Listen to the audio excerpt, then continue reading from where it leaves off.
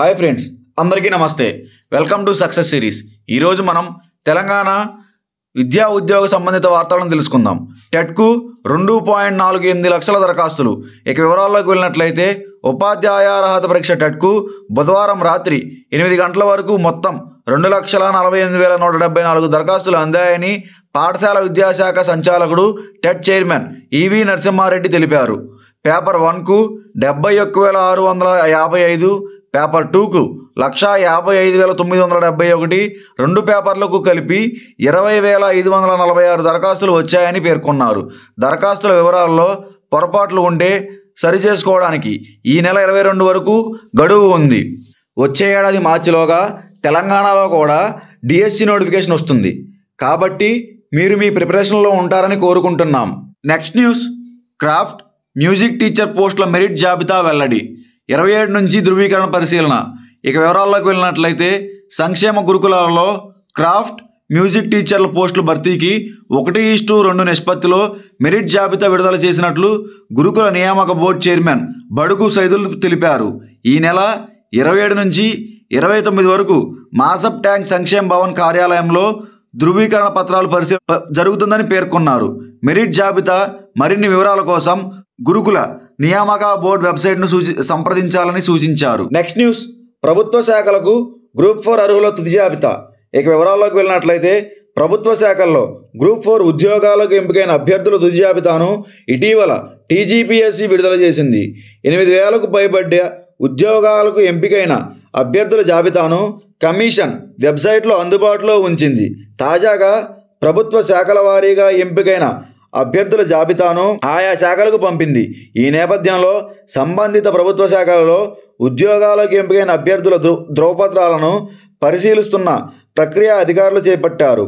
పెద్ద సంఖ్యలో అభ్యర్థులు ఉండడంతో రోజుకు కొంతమంది చొప్పున అభ్యర్థులకు షెడ్యూల్ విడుదల చేసిన ప్రభుత్వ శాఖలు ఆ మేరకు పరిశీలనా ప్రక్రియను వేగవంతం చేశాయి.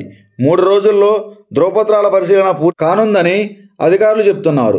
ధ్రువపత్రాల పరిశీలనలో సందేహాలుంటే సంబంధిత జిల్లా కలెక్టర్లకు సమాచారం ఇస్తున్నారు. ప్రధానంగా ధృవీకరణ పత్రాలపై సందేహాలు వస్తుండడంతో వాటిపై నిర్ధారణ కోసం జిల్లా కలెక్టర్లు సమాచారం అందిస్తున్నారు. వాటిపై పూర్తి స్థాయిలో విచారణ చేపట్టి నిర్ధారించాలని కోరుతున్నారు. అలాంటి వాటిని పెండింగ్లో పెడుతున్న అధికారులు మిగిలిన వాటి పరిశీలన పూర్తి చేస్తున్నారు. ధ్రువపత్రాల పరిశీలన పూర్తయిన తర్వాత అభ్యర్థులకు నియామక పత్రాలు ఇవ్వనున్నట్లు అధికార వర్గం చెబుతున్నారు. నెక్స్ట్ న్యూస్, నేడు రేపు గ్రూప్ 4 అభ్యర్థుల ధ్రువపత్రాల పరిశీలన. ఇక వివరాల్లోకి వెళ్ళినట్లయితే హైదరాబాద్ రీజియన్లో గ్రూప్ 4 ఉద్యోగాలకు ప్రాథమికంగా ఎంపికైన అభ్యర్థుల ధ్రువపత్రాలను ఈ నెల 21, 22 తేదీల్లో పరిశీలించనున్నారు. మాసబ్ ట్యాంక్లోని ఏసీ గార్డెన్స్లో ఉన్న పురపాలక పరిపాలక కమిషనర్ అండ్ డైరెక్టర్ కార్యాలయంలో ఈ ప్రక్రియ ఉంటుందని పురపాలక పరిపాలక శాఖ బుధవారం వెల్లడించింది. గురువారం ఉదయం 9 గంటల నుండి మధ్యాహ్నం 2 గంటల వరకు మేడ్చల్, మల్కాజ్గిరి, రంగారెడ్డి జిల్లాల వారీగా ఆఫీసర్లు అభ్యర్థుల ధ్రువపత్రాలను పరిశీలిస్తారు.